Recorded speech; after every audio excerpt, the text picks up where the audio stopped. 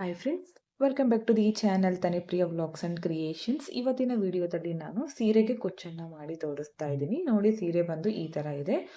Peacock green colour ಇದೆ, ಹಾಗೆ light purple colour ಇದೆ. ಇಲ್ಲಿ ಪಲ್ಲುನಲ್ಲಿ ನಾನಿಲ್ಲಿ ಸಿಂಗಲ್ ಕಲರ್ನಲ್ಲಿ ಮಾಡ್ಕೋತಿದ್ದೀನಿ. ಒಂದೇ ಸ್ಟೆಪ್ಪಲ್ಲಿ ಗ್ರ್ಯಾಂಡಾಗಿ ಕುಚ್ಚನ್ನು ತೋರಿಸ್ತಾ ಇದ್ದೀನಿ. ಬರೀ ನಾನು ಬಾಡಿ ಕಲರ್ ಥ್ರೆಡನ್ನು ಮಾತ್ರ ಯೂಸ್ ಮಾಡಿಕೊಂಡು ಒಂದೇ ಸ್ಟೆಪ್ಪಲ್ಲಿ ತುಂಬಾ ಕ್ಯೂಟಾಗಿ ಕಾಣಿಸುವಂತಹ ಸೀರೆ ಕುಚ್ಚನ್ನು ತೋರಿಸ್ತಾ ಇದ್ದೀನಿ. ವಿತೌಟ್ ಕುಚ್ಚು ತೋರಿಸ್ತಾ ಇದ್ದೀನಿ. ಸೀರೆಗೆ ಕುಚ್ಚು ಬೇಡ ಅನ್ನೋರು ಈ ಥರ ಡಿಸೈನ್ಸ್ಗಳನ್ನು ಟ್ರೈ ಮಾಡಿ. ಡಿಸೈನ್ ತುಂಬ ಚೆನ್ನಾಗಿ ಬರುತ್ತೆ.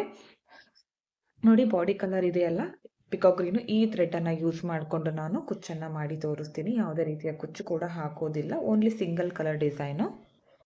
ಈ ಥರ 3mm ಚಿಕ್ಕ ರೌಂಡ್ ಬೀಡ್ಸನ್ನು ಯೂಸ್ ಮಾಡ್ಕೋತಿದ್ದೀನಿ ಡಿಸೈನನ್ನು ಮಾಡ್ಕೊಳ್ಳೋದಕ್ಕೆ. ಜಾಸ್ತಿ ಬೀಡ್ಸ್ ಕೂಡ ಯೂಸ್ ಆಗೋದಿಲ್ಲ ಈ ಡಿಸೈನ್ ಮಾಡೋದಕ್ಕೆ. ಈ ಥರ ಆ್ಯಂಟಿಕ್ ಬೀಡ್ಸ್ಗಳನ್ನು ತಗೊಂಡಿದ್ದೀನಿ.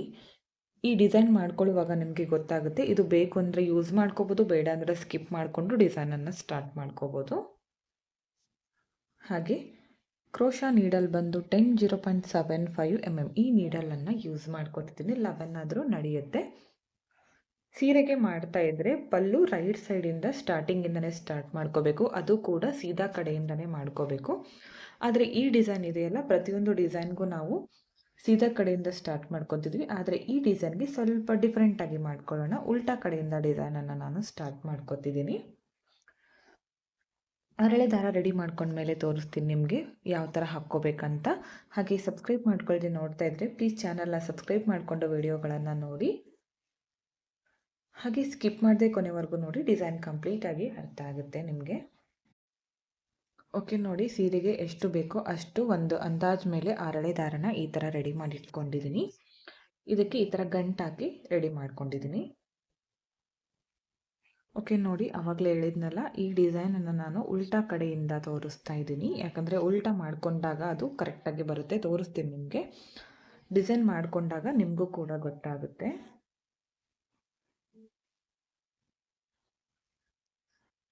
ಓಕೆ, ನೋಡಿ, ಡಿಸೈನನ್ನು ಸ್ಟಾರ್ಟ್ ಮಾಡ್ಕೊಳ್ಳೋಣ. ಮೊದಲು ಸ್ಟಾರ್ಟಿಂಗಲ್ಲಿ ಒಂದು ಲಾಕ್ ಮಾಡ್ಕೋಬೇಕು. ಇಲ್ಲಿ ಇದು ಲಾಕ್ ಉಲ್ಟಾ ಕಡೆ ಬರೋದ್ರಿಂದ ನಾನು ಇವಾಗ ಏನು ಮಾಡ್ತೀನಿ ಅಂದರೆ ಇದನ್ನು ಕಟ್ ಮಾಡ್ಕೋತೀನಿ. ಈ ಥರ ಕಟ್ ಮಾಡಿಕೊಂಡು ಇದನ್ನು ಈ ಥರ ಮುಂದ್ಗಡೆ ತಗೋಬೇಕು.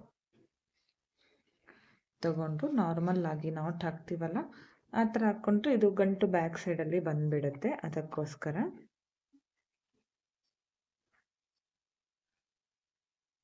ಈ ಥರ ಗಂಟು ಹಾಕ್ಕೋತೀನಿ. ಒಂದು 3 ಗಂಟು ಹಾಕ್ಕೊಳ್ಳಿ. 2 ಅಥವಾ 3 ಗಂಟು ಬಿಚ್ಕೋಬಾರ್ದು, ಆ ಥರ ಹಾಕ್ಕೊಳ್ಳಿ. ಹಾಕ್ಕೊಂಡ್ಮೇಲೆ ಸೇಮ್ ಪ್ಲೇಸ್ಗೆ ಒಂದು ಲಾಕ್ ಮಾಡ್ಕೋತೀನಿ.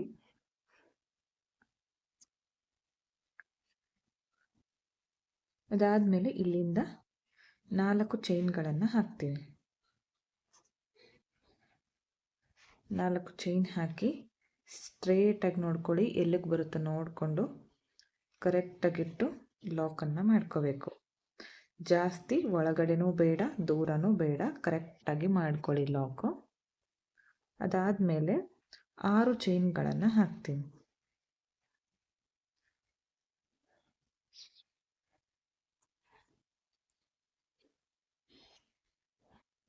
6 ಚೈನ್ಗಳನ್ನು ಹಾಕಿ ಸ್ಟ್ರೇಟಾಗಿ ಬೇಡ, ಈ ಥರ ಪಕ್ಕದಲ್ಲೇ ಒಂದೇ ಒಂದು ಪಾಯಿಂಟಷ್ಟು ಗ್ಯಾಪ್ ಬಿಟ್ಕೊಂಡು ಲಾಕ್ ಮಾಡ್ಕೋತೀನಿ. ಈ ಥರ ಮಾಡಿಕೊಂಡಾಗ ಆರ್ಚ್ ತುಂಬಾ ಗ್ರ್ಯಾಂಡಾಗಿ ಕಾಣಿಸುತ್ತೆ. ನೀವೇ ನೋಡ್ಬೋದು ಕಂಪ್ಲೀಟ್ ಆದಮೇಲೆ. ಅದಾದಮೇಲೆ ಇಲ್ಲಿಂದ ಮತ್ತೆ 4 ಚೈನು ಸ್ಟ್ರೇಟಾಗಿ ಇಟ್ಕೊಂಡು ಲಾಕ್ ಮಾಡ್ಕೋತೀನಿ. ಇವಾಗ ಸೀದಾ ಕಡೆಗೆ ತಿರುಗಿಸ್ಕೋಬೇಕು. ಒಂದೇ ಸ್ಟೆಪ್ಪಲ್ಲಿ ಡಿಸೈನ್ ಮಾಡ್ತಾ ಇರೋದ್ರಿಂದ ನಾನು ಉಲ್ಟಾ ಕಡೆಗೆ ಟರ್ನ್ ಮಾಡ್ಕೊಂಡಿದ್ದೀನಿ. ನೋಡಿ, ಈ ಥರ. ಇವಾಗ ನೋಡಿ, ಇಲ್ಲಿಂದ ನಾನಿವಾಗ ಕಂಬ ಮಾಡಿಕೊಂಡಾಗ ಅದು ಕರೆಕ್ಟಾಗಿ ಕಾಣಿಸುತ್ತೆ. ಅದಕ್ಕೋಸ್ಕರ ಉಲ್ಟಾ ಕಡೆಯಿಂದ ಸ್ಟಾರ್ಟ್ ಮಾಡ್ಕೊಂಡಿದ್ದೀನಿ. ಈಗ ಈ 4 ಚೈನ್ ಗ್ಯಾಪ್ ಒಳಗಡೆಗೆ ಒಂದು ಸಿಂಗಲ್ ಕ್ರೋಶ ಮಾಡ್ಕೋತೀನಿ. ಅದಾದಮೇಲೆ ಸೂಜಿ ಮೇಲೆ ಒಂದು ಸಲ ಥ್ರೆಡನ್ನು ಸುತ್ತಕೊಂಡು ಈ 6 ಚೈನ್ ಗ್ಯಾಪ್ ಒಳಗಡೆಗೆ ನೀಡಲ್ನ ಹಾಕಿ ದಾರ ತರ್ತೀನಿ. ಇವಾಗ ಇಲ್ಲಿ 3 ದಾರ ಇದೆ ಸೂಜಿ ಮೇಲೆ. 2ರಲ್ಲಿ ಒಂದು, ನೆಕ್ಸ್ಟ್ 2ರಲ್ಲಿ ಒಂದು ಡಬಲ್ ಕ್ರೋಶೆ ಕಂಬ ಆಯಿತು. ಮತ್ತೆ ಸೂಜಿ ಮೇಲೆ ಒಂದು ಸಲ ಥ್ರೆಡನ್ನು ಸುತ್ಕೋತೀನಿ.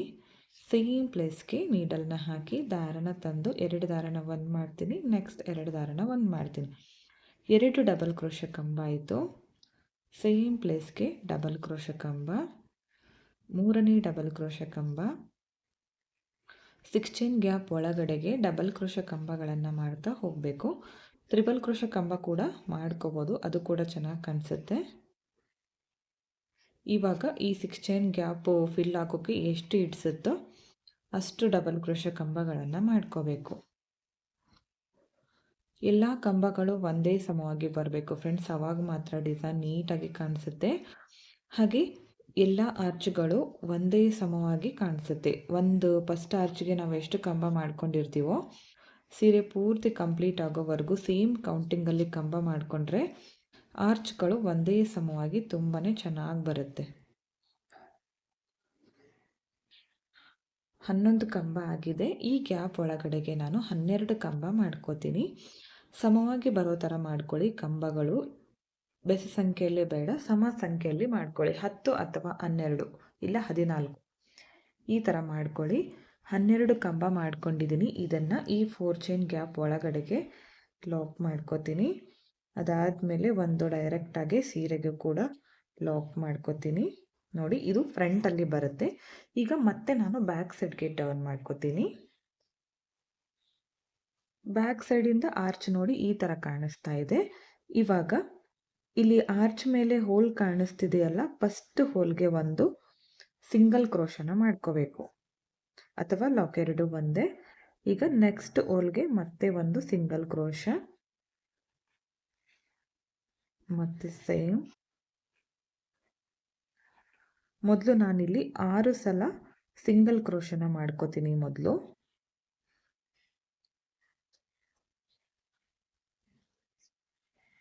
ಕಂಬದ ಮೇಲೆ ಹೋಲ್ ಕಾಣಿಸ್ತಾ ಇರುತ್ತೆ, ಅಲ್ಲಿ ಸಿಂಗಲ್ ಕ್ರೋಶನ ಮಾಡ್ಕೋಬೇಕು. ಓಕೆ, ನೋಡಿ 6 ಸಿಂಗಲ್ ಕ್ರೋಶ ಕಂಪ್ಲೀಟ್ ಆಯಿತು. ಇಲ್ಲಿಂದ ಥ್ರೆಡನ್ನು ಮೇಲ್ ಮಾಡಿಕೊಂಡು ಸ್ಟಾರ್ಟಿಂಗಲ್ಲಿ ತೋರಿಸಿದ್ನೆಲ್ಲ ಬೀಡು, ಆ ಒಂದು ಬೀಡನ್ನು ಹಾಕ್ತಾ ಇದ್ದೀನಿ.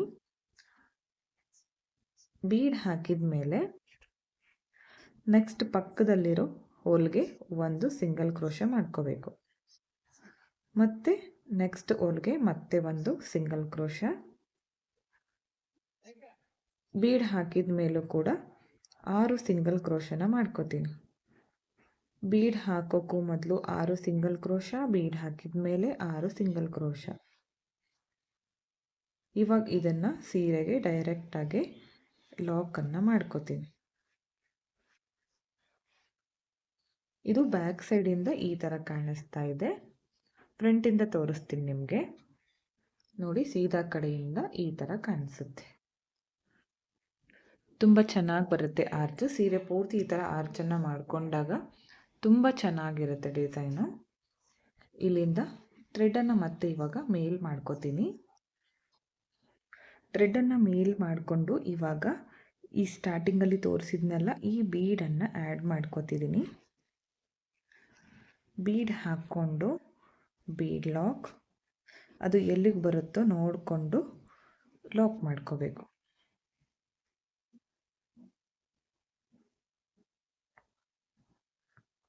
ನೋಡಿ, ಈ ಥರ ಬರುತ್ತೆ. ಈ ಬೀಡು ಬೇಕಂದರೆ ಹಾಕ್ಕೊಳ್ಳಿ, ಬೇಡ ಅಂದರೆ ಡೈರೆಕ್ಟಾಗಿ ಆರ್ಚನ್ನು ಮಾಡ್ಕೋಬೋದು. ಓಕೆ, ನೆಕ್ಸ್ಟ್ ಮತ್ತೆ ಇಲ್ಲಿಂದ ನಾನು ಇವಾಗ 4 ಚೈನ್ಸ್ ಹಾಕ್ತೀನಿ. 4 ಚೈನ್ ಹಾಕಿ ಸ್ಟ್ರೇಟಾಗಿ ಇಟ್ಕೊಂಡು ಲಾಕ್ ಮಾಡ್ಕೋಬೇಕು. ಅದಾದಮೇಲೆ 6 ಚೈನ್ಗಳನ್ನು ಹಾಕ್ತೀನಿ. 6 ಚೈನ್ಗಳನ್ನು ಹಾಕಿ ಪಕ್ಕದಲ್ಲೇ ಲಾಕ್ ಮಾಡ್ಕೋತೀನಿ.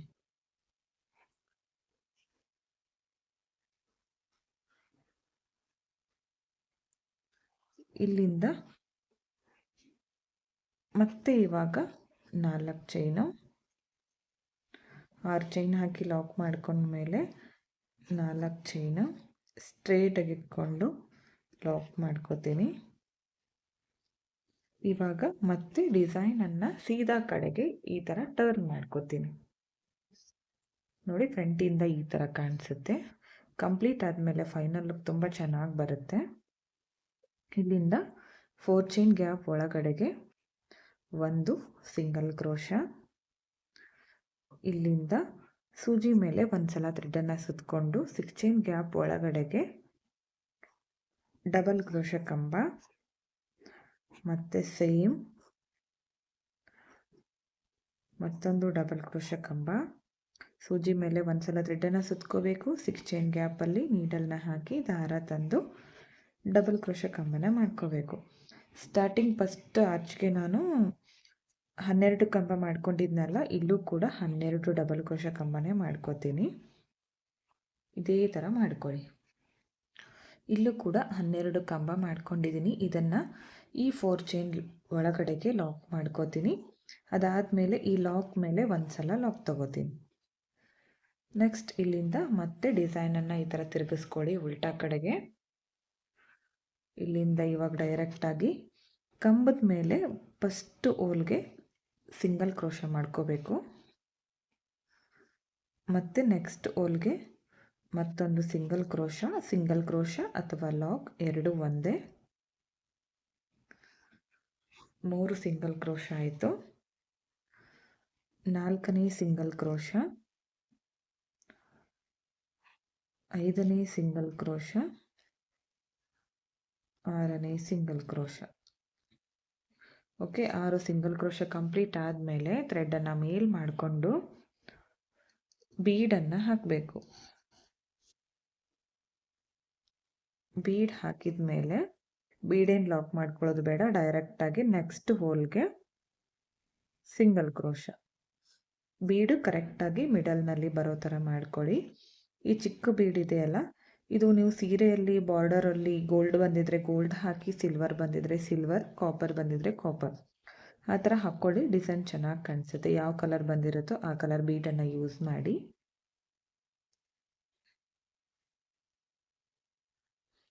Okay, last single crochet. 6 single crochet bead ಹಾಕಿದ ಮೇಲೆ 6 ಸಿಂಗಲ್ ಕ್ರೋಶ, ಮೊದಲು 6 ಸಿಂಗಲ್ ಕ್ರೋಶ. ಈಗ ಡೈರೆಕ್ಟಾಗಿ ಸೀರೆಗೆ ಒಂದು ಲಾಕ್ ಮಾಡ್ಕೋತೀನಿ. ನೋಡಿ, ಈ ಥರ ಕಾಣಿಸ್ತಾ ಇದೆ. ಇಲ್ಲಿಂದ ಥ್ರೆಡನ್ನು ಮೇಲ್ ಮಾಡಿಕೊಂಡು ಬೀಡನ್ನು ಆ್ಯಡ್ ಮಾಡ್ಕೋತೀನಿ.